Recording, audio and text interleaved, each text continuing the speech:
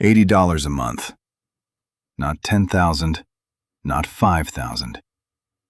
$80. That is roughly what an ordinary vending machine may leave after products, location commissions, card fees, and servicing costs. One survey of 23 operators found $309 in monthly sales per machine. Sales, not profit.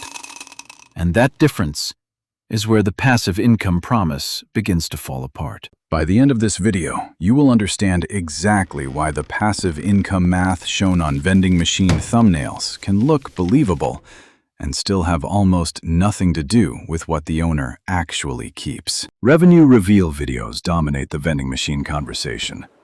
$10,000 a month, financial freedom. Buy one machine, reinvest the cash, and scale. But those videos frequently show revenue totals without showing the complete cost stack. And revenue without costs is not an income statement. It is only the top line. Here is what the available data actually tells us. A survey of 23 operators found average monthly sales of $309 per machine. The official NAMA industry census reported annual sales of approximately $6,284 per machine, about $524 a month. But both figures represent gross sales. After inventory, location commission, card processing, maintenance, and route expenses, a conservative planning range for an ordinary machine is approximately $80 to $120 in monthly net income. Not guaranteed income, a planning range. Now scale that calculation to 10 machines. The first major target promoted to many beginners. At $80 to $120 net per machine, 10 machines produce approximately $800 to $1,200 a month. To make $10,000 from those same 10 machines, every machine would need to leave $1,000 in monthly profit.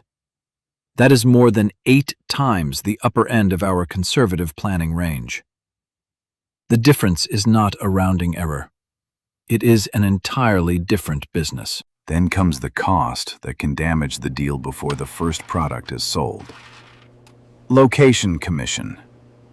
Typical agreements may take 10 to 20% of gross sales. Premium locations can demand 20 to 30%.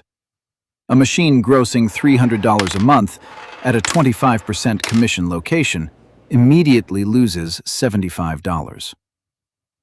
Before inventory, before card fees, before maintenance, and before a single restocking trip is counted. This is the difference between gross margin and net margin.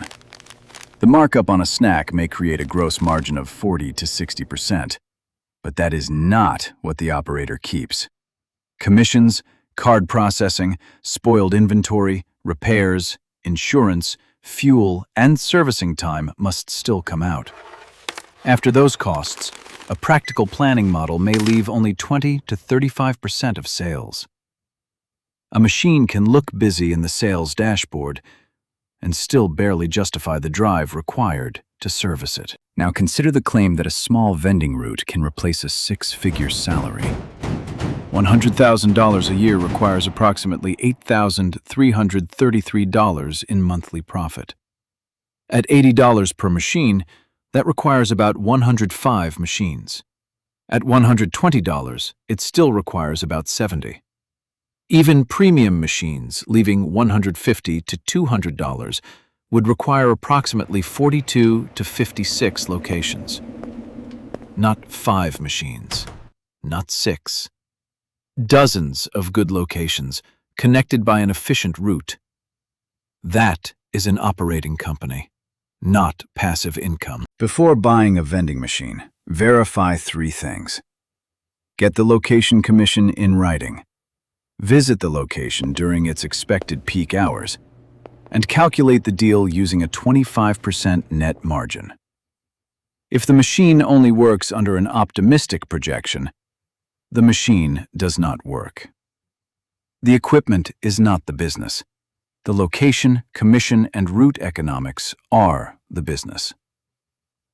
In the next overhead report, We will examine a business where the real numbers may actually be better than the online pitch.